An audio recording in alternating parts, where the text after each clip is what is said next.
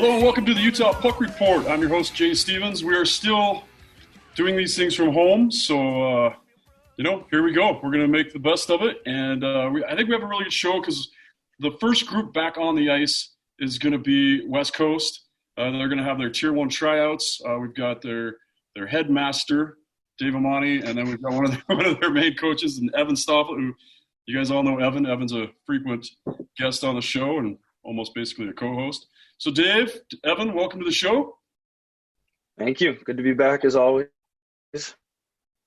So, Dave, I want to talk to you a little bit first about did this cost you guys the end of your season? So we were actually about 12 hours away from departure to Phoenix for our regional tournament, the Rocky Mountain District, and people were kind of, a few of the parents were speculating, maybe the trip's going to be canceled, the tournament will be canceled. I said, no way, it's not going to happen, whatever. I mean, they're not going to cancel it over this. And sure enough, about 3 hours later, they canceled it.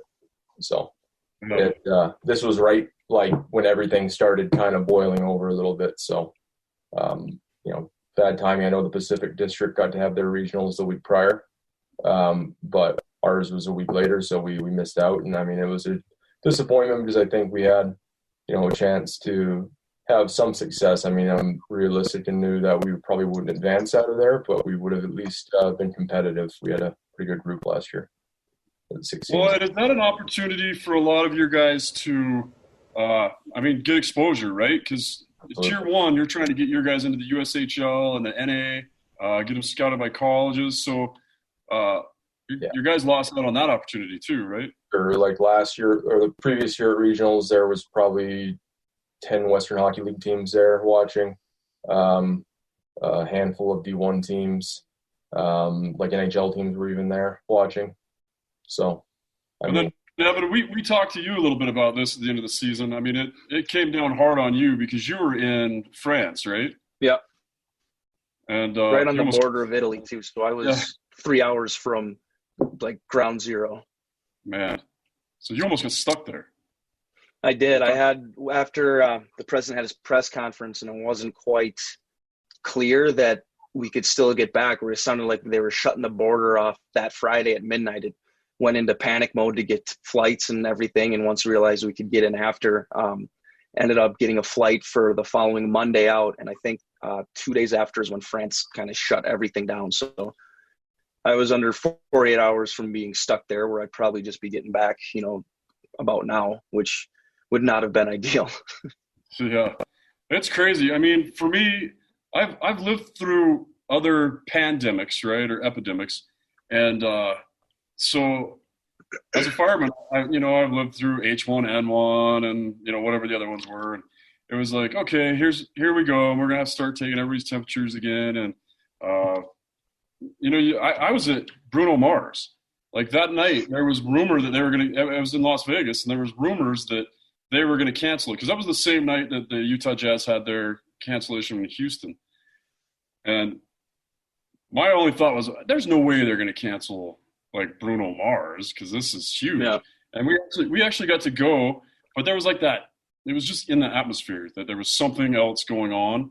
Mm-hmm. And it was an amazing show. We were lucky we got to go, and then the next night they canceled it. And they canceled everything else from there on out. And it was, obviously nobody in our generation has lived through anything like this. And it's pretty amazing, the precautions we've taken. And, the saying is, you'll never know if you overreacted, but it's easy to know if you underreacted. Mm-hmm. So I'd like to believe that we've done the right thing, and it's sucked for hockey seasons, and we're still trying to figure out if the NHL is going to finish and how much of, if they finish this season, is that going to cost us next season? So Speaking of next season, you guys are first up.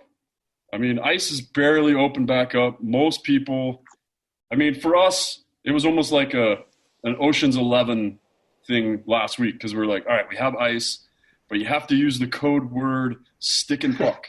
You know what I mean? It was like, so things are just barely starting to get back going. And because you guys are tier one, you have to be the first up. So Dave, how do you handle safety of everybody and trying not to spread the virus with running a tier 1 program and getting players on your team? And where did you find the players?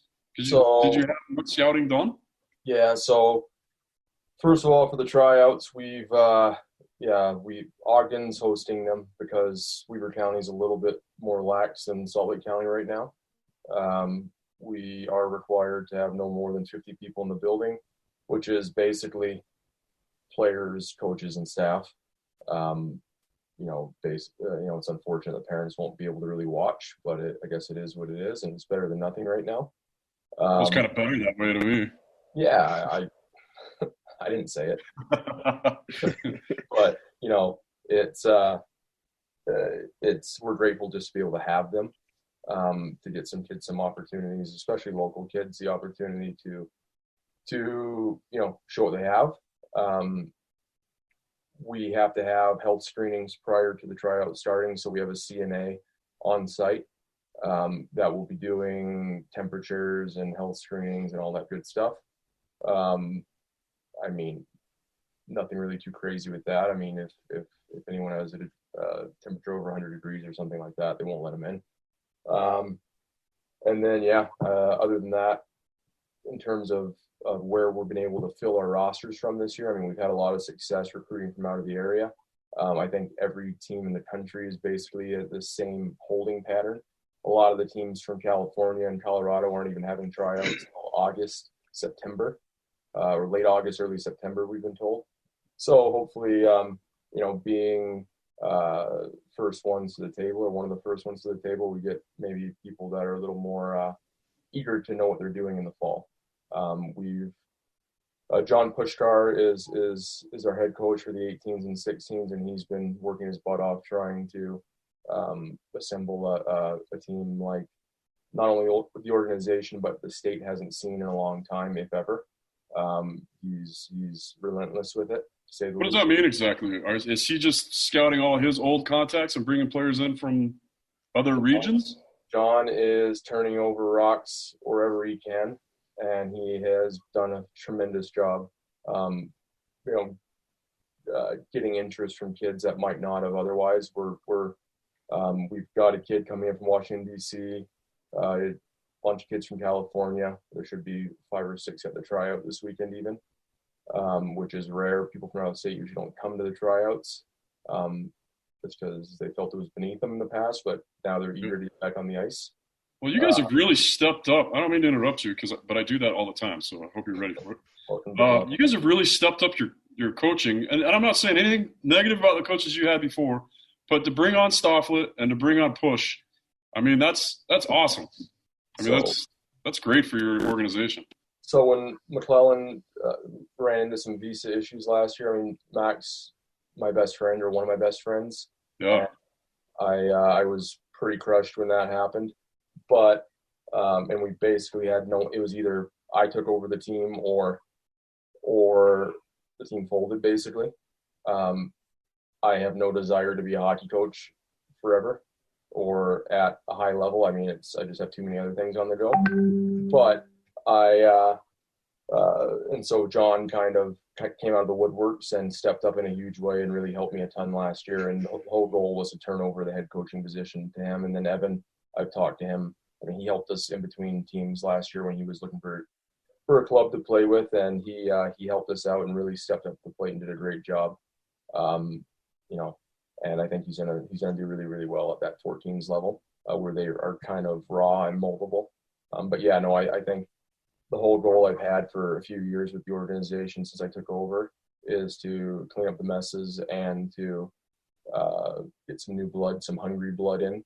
And the former Grizzlies players are a tremendous asset to youth hockey in the area, because a lot of them, like you said before, come out and they like it and want to stay. And John, having played, T1 college hockey, playing the East Coast League, USHL, North American League, he knows pretty much every level, and he made it to those levels. I don't want to say not based on his skill, but primarily on his work ethic, and the skill kind of, helped out a little bit. I mean, he wasn't a smart coach. Yeah, really. He wasn't pretty, but he got it done. Yeah.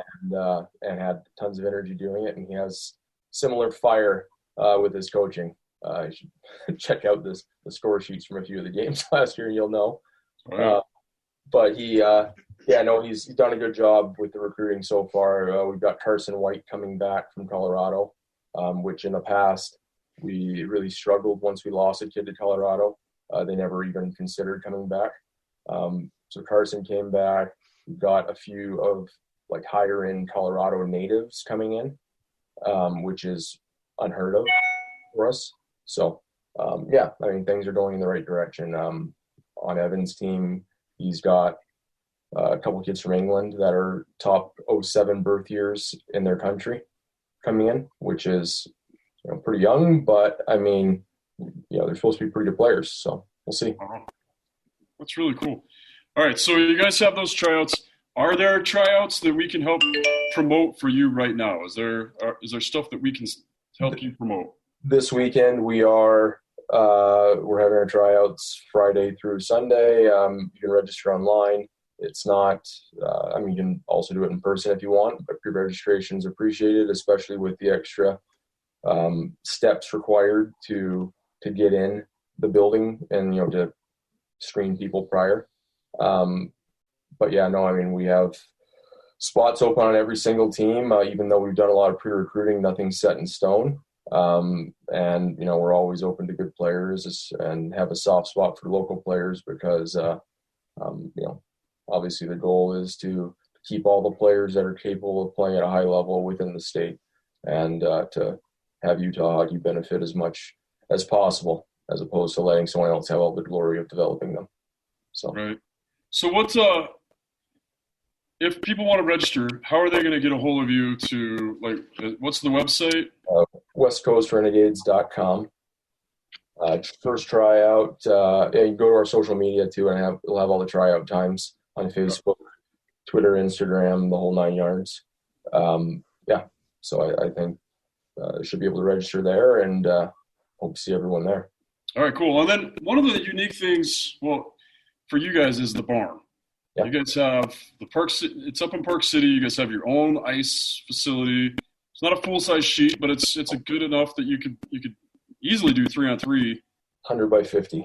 Yeah, and that's what NHL guys are going to now. A lot of NHL guys are getting their own. I know Zach Preezy has his own little place that he and I can't remember all the guys that go, but I know in the past it's been like him, Taves, Drew Stafford, and then obviously Jordan. Those guys. The 3-on-3 is a real good thing for developing guys and that's how they all stick handle in a phone booth now. Absolutely. And so the facility you guys have, and Evan, maybe you can touch on this because this is this is kind of your second thing for West Coast is you guys do individual training up there as well. And that's something that's available. So Evan, can you tell us a little bit about what's going on up there? So the barn's it's a pretty cool little facility, obviously extremely unique, not just in Utah, but there's not many youth organizations that have their own ice to go and skate at. And the cool thing about it being so small is you can really pinpoint on, small skills and little things that not that you can't do it on a big ice, but it makes it a lot harder, especially if you're trying to do stuff at like a stick and puck where there could be upwards of, 20 other people on the ice. And there's some guy in there in jean shorts hammering pucks around the boards, and there's 4 nets on one side and pucks are flying every which way. And then there's little kids that are skating around. And, it's one of those places where you can go and actually really work on your game, make a difference, be able to interact in a different way because it's just me and, 1, 2, 3, up to 5 kids working on skills and bouncing off each other. And, you can get so much out of it because when you go in that place, it's about hockey and it's about getting better and having a good time while you're doing it. And it's a resource that it's pretty crazy to have at your fingertips. And just for me being a coach, but also for just the hockey players around here, because usually you don't have something that accessible to you.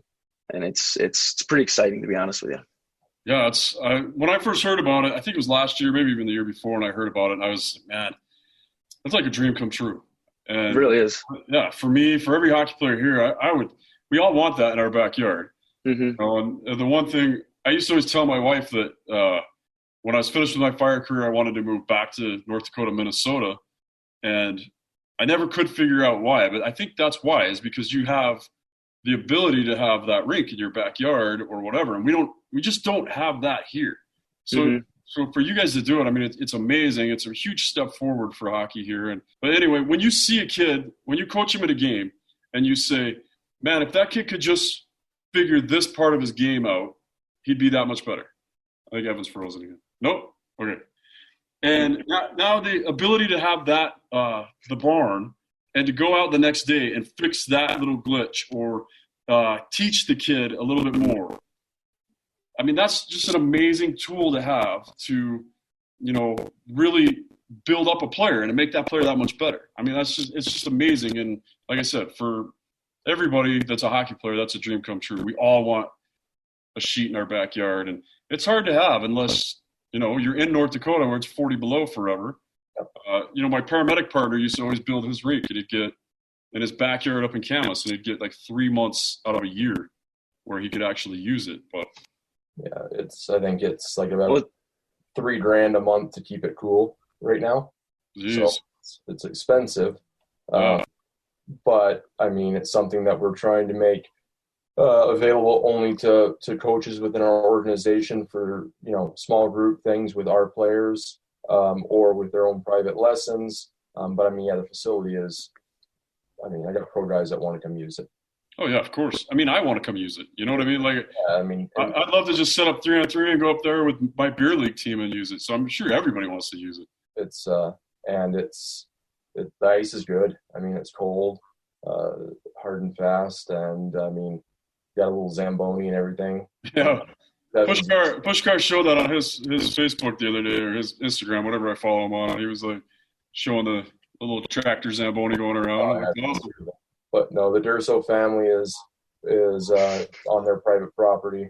They've got horses on the other side and the rink on one side. So it's we're very fortunate that they share it with us because, I mean, obviously being on, at their home, they're not required to, but they make it available to us because they want to see our players get the extra, benefit, as well as our coaches have them.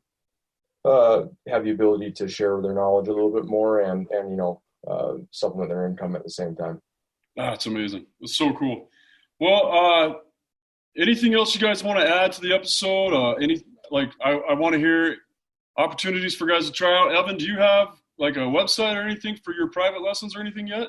I don't have a website yet, but I have an email, es801hockey@protonmail.com. Okay. Shoot me an email whenever you want some lessons. I'm capping it at 5 kids per session. Don't want it too big, obviously, beyond the space constraints, but I just want to be able to actually, dig in and fix those little things where it might just be opening your hips up when you pivot, or just little things like that, where when you stop the drill, you're not really wasting time because there's not a big reset. You don't have to go to multiple parts on the ice to tell people about it. And so it'll be capped off at 5 per hour. And, I look forward to it.